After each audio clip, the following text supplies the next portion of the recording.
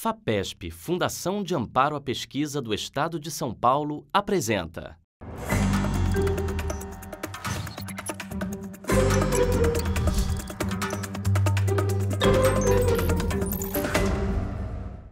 O Entrevista do Canal Futura vem trazendo pessoas muito importantes, nem sempre tão conhecidas do público, mas que realizam um importante trabalho de pesquisa no nosso país, com benefícios inegáveis para a nossa sociedade e para o avanço do conhecimento mundial.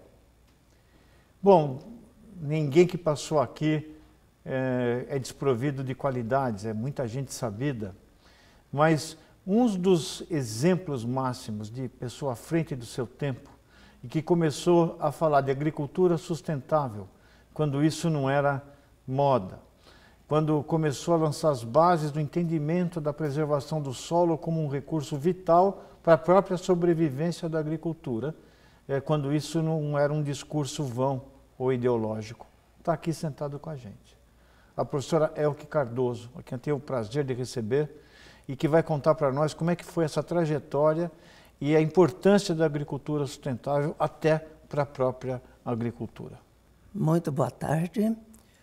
É um grande prazer para mim estar aqui, poder falar para todo o público essa enorme satisfação que eu tenho em estar trabalhando numa área que eu considero básica, importantíssima para o futuro, não só do Brasil, mas do mundo. Isso é agricultura sustentável. Em primeiro lugar, eu quero deixar claro que eu sou agrônoma e pesquisadora nessa área de agricultura e trabalho também com a saúde dos solos. Hoje em dia, todo mundo está falando em saúde dos solos. O que vem a ser a saúde do solo? É exatamente a capacidade que ele tem em prover a vida animal, vegetal, dar a produtividade e qualidade de vida para quem vive nesse local. Então, sabemos hoje em dia que, devido ao uso de tecnologia, a agricultura avançou muito. O agronegócio no Brasil é quem mais está adiantado nesse país. Dentro disso, não podemos desprezar a importância que tiveram e têm até hoje produtos como os adubos sintéticos, como os produtos agropecuários, como fitossanitários, e que realmente fizeram com que houvesse essa grande propulsão da agricultura. O Brasil, entretanto, desenvolveu uma quase tecnologia própria no agronegócio e está bastante adiantada. Apesar de tudo isto, nós temos que considerar que, às vezes, a agricultura feita, principalmente visando lucro apenas e tirando o máximo de produtividade, pode degradar o solo. E um solo degradado é um solo doente. Um solo doente que perdeu sua capacidade de produção e de ser realmente um habitat para os seres vivos. Outra coisa que nós sabemos hoje em dia é que, com frequência, a alimentação que nós temos não é extremamente saudável, porque pode ter elementos tóxicos e problemas que são decorrência de uso, às vezes, não acertado da tecnologia existente. Então, começamos a estudar os ecossistemas, principalmente o ecossistema solo para a agricultura, e verificamos que existem muitos serviços ecossistêmicos, ou seja, serviços que o solo dá de graça para as plantas. Uma floresta como a Amazônia, por exemplo, ela está baseada em solos que são considerados fracos, mas dentro daquela rotatividade das plantas, ela se mantém, ela tem sustentabilidade. E na nossa agricultura, muitas vezes, nós causamos a degradação do solo. E degradando o solo, com o tempo, ele não pode mais funcionar. Então, os serviços ecossistêmicos são aqueles baseados em características físicas, químicas e biológicas do solo. Faz mais de 50 anos que eu venho estudando a parte da microbiologia agrícola. Hoje em dia nós sabemos que, tal quanto o ser humano, que apresenta um microbioma, composto de mais células vivas do que as células do próprio organismo humano, a planta tem o seu microbioma também. E tendo o seu microbioma, depende dele em muitos sentidos. Então, entre os serviços ecossistêmicos, nós temos uma grande diversidade de bactérias que vivem na região da raiz da planta, na assim chamada rizosfera. E nessa rizosfera, essas bactérias fazem coisas que a gente nem acredita. Podem controlar patógenos, podem controlar pragas, podem produzir uma série de compostos que ajudam no crescimento da planta. Tornam as plantas mais saudáveis, produzem hormônios de crescimento para a planta se desenvolve melhor. E, naturalmente, não são só os micro-organismos do solo que produzem tudo isso. Temos também outros organismos, por exemplo, a fauna do solo, os pequenos bichinhos que lá vivem e dão sua contribuição para uma ciclagem perfeita e sua contribuição para a agricultura. Então, professora, quer dizer que o que a gente olha uma superfície, mas a coisa está fervendo lá por baixo. Bactérias conversando com plantas, pequenos animais, aqueles bichinhos que a gente vê e que minhoca, passando o que estão fazendo, devolvendo para o solo aquilo que ele vai perdendo. Precisar, né? E isso, dependendo do processo que você usa, você pode compactar o solo e fazer com que ele vá embora, você pode colocar um defensivo agrícola que percolhe o solo e elimine esse sistema, quer dizer, você ganha no curto prazo, mas vai perdendo no longo, é isso? Com certeza. O senhor explicou muito bem o que acontece. E com isso, hoje em dia, o que nós temos que fazer? Manter o solo vivo, manter o solo saudável.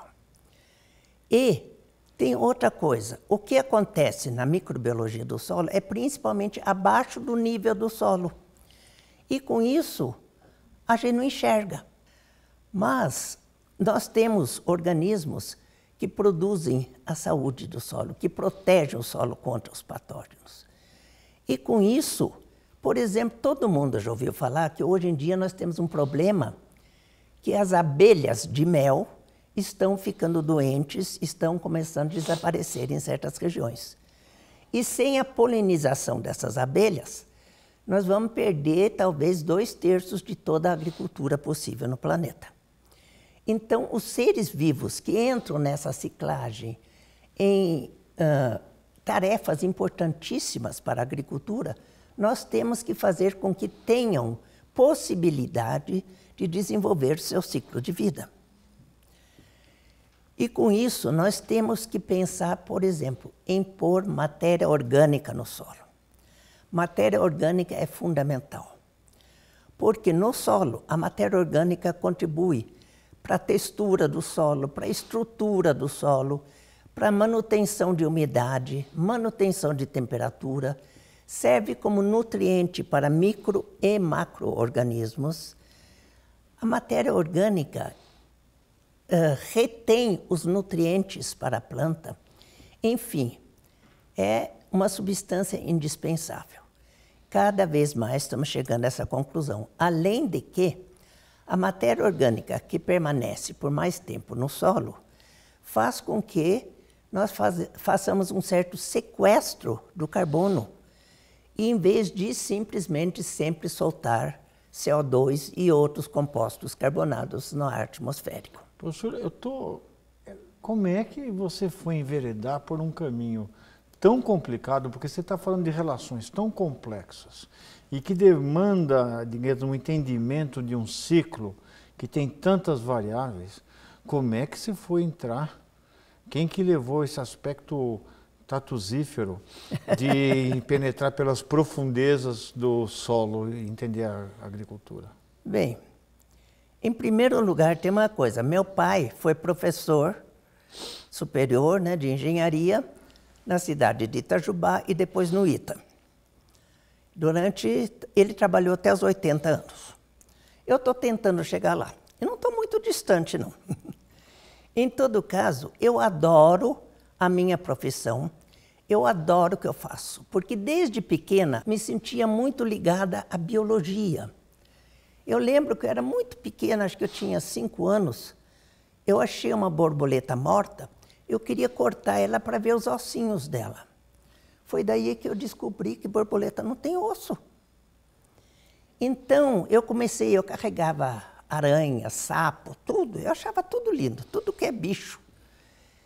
E, com o tempo, essa minha curiosidade, essa minha vontade de saber mais sobre a biologia foi crescendo, de tal maneira que eu decidi estudar agronomia na USP, em Piracicaba, onde logo depois de formado eu acabei ficando como professora. E como eu também acho que ensinar é uma das coisas mais maravilhosas que existem, você pegar um rapaz que entra fazer mestrado com você e sair como doutor formado, sabendo mais do que você, porque você deu tudo o que você sabia, ele tem que ter acrescentado algo próprio. Com isso, a gente sente que está ajudando o Brasil.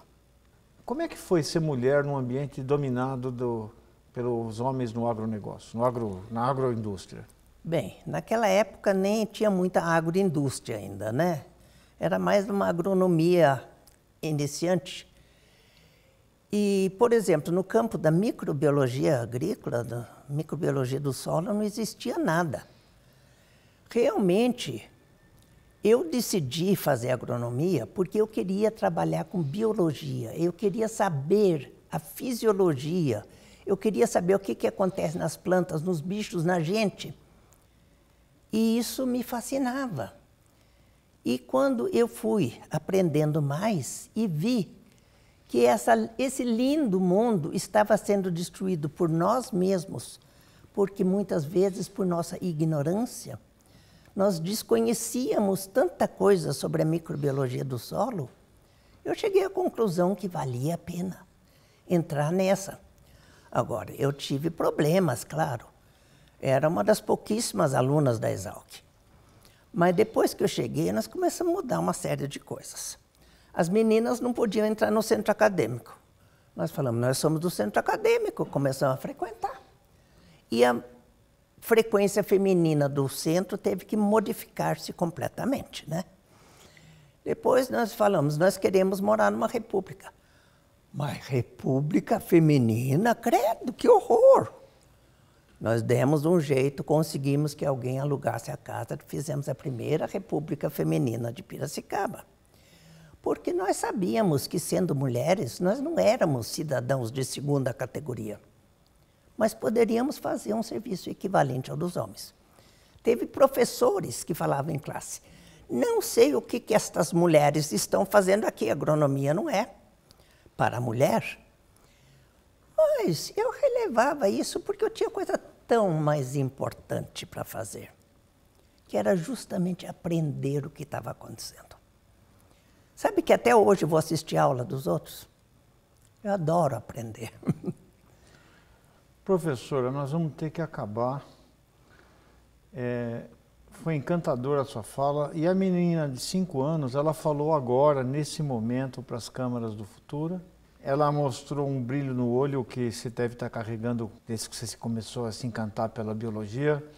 E esse encantamento ele faz bem, no caso específico da professora Elke, para o solo, mas para todos nós, para a nossa alma e para os nossos corações. E principalmente para a nossa esperança num Brasil melhor. Bom, a gente pode visitar a Elke quantas vezes quiser no Futura Play. E todas as pessoas sabidas que aqui deram exemplos magníficos de amor pelo Brasil, ela acaba assim falando que ela podia contribuir para o Brasil. Estão aí, esperando por você, na sua casa, no Futura Play. Vamos embarcar nessa viagem que ela é muito divertida. Um abraço e obrigado pela atenção.